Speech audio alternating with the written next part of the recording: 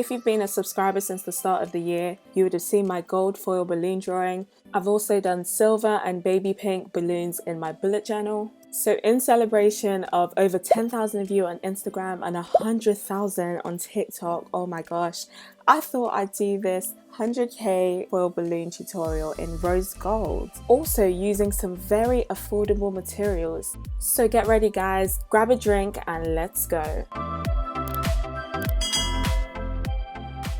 First and foremost, I'm going to give you my first impressions while unboxing some goodies I received from Arteza. Shout out to them for sending me these items.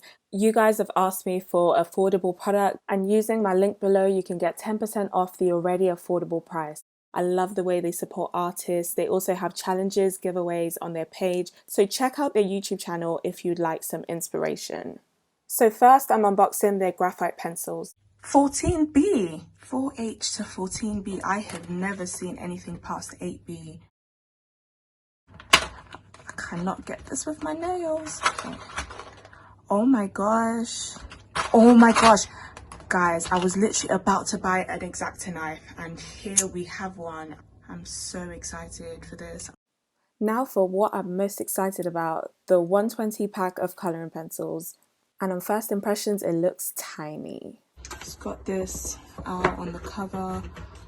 So this is the color range. It looks like a really nice set of colors. This is gonna be so difficult to get out with my nails. Oh my god. Whose idea was this plastic? Do all the rows just have a blue to brown? Because why didn't you just put all the blues in the same place? So another blue to brownish. Another blue to, okay, not brown, grey. This is so difficult to get out.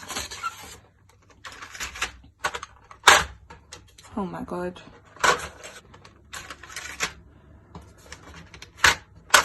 If I can get it out. I really don't understand why they didn't just put the colours together, because say I'm doing a drawing where I want to use greens. Does that mean I need to bring out every single row to know what greens I want? I personally would prefer all the yellows on one row, all the blues, greens on one row, all the purples together so that I can see everything with one eye. These look so much better to me, and of course it's definitely not that deep. Tell me in the comments, are you actually bothered about stuff like this, or is it not that deep for you?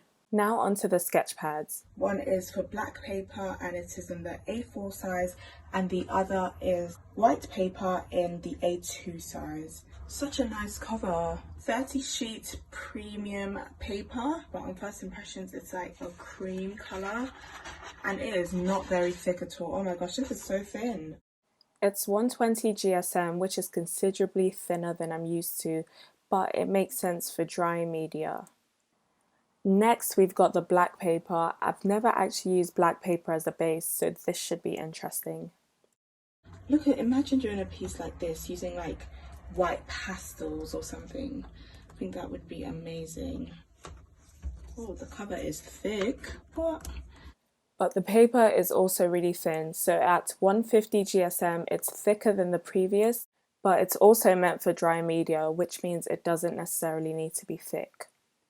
Now onto the tutorial. The notebook I'm using today is the mixed media paper from Arteza. I've used it for a few marker pieces in the past. Remember, all the materials are listed and linked down in the description box.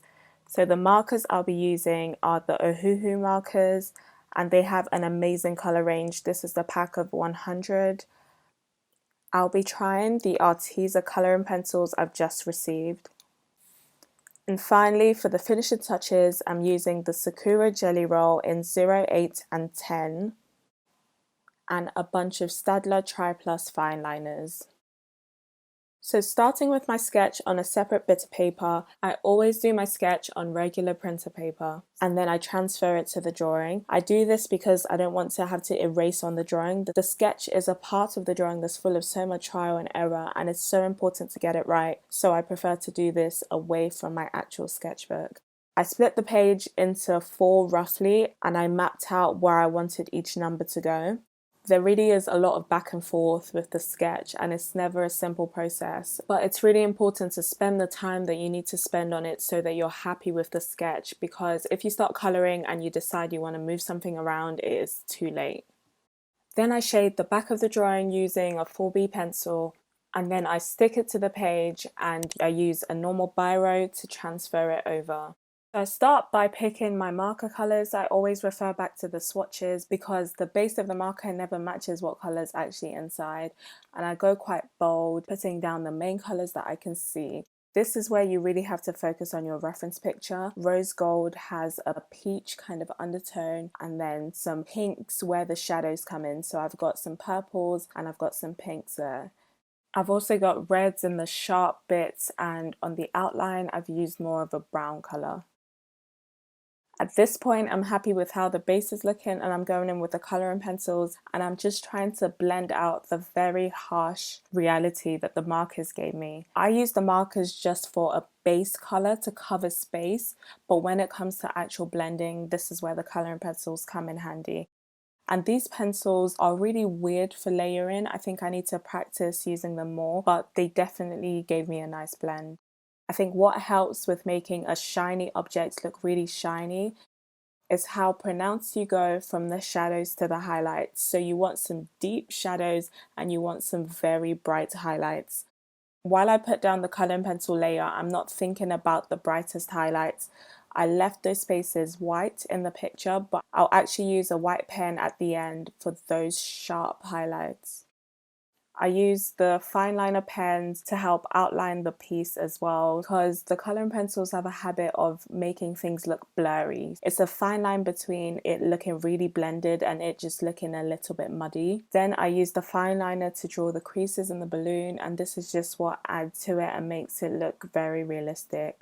I used purples and blues for the shadows, and then I went in with the white for the sharpest highlights for the balloon. After some finishing touches, here is balloon number 1 done. For the remaining balloons, it's the same exact technique, using the base colour and then going over it with all the colours I can see, but obviously following the shape of the particular balloon. So I'll leave you to just watch the process, and if you're interested in trying this drawing as well, definitely do. I hope this tutorial helps you.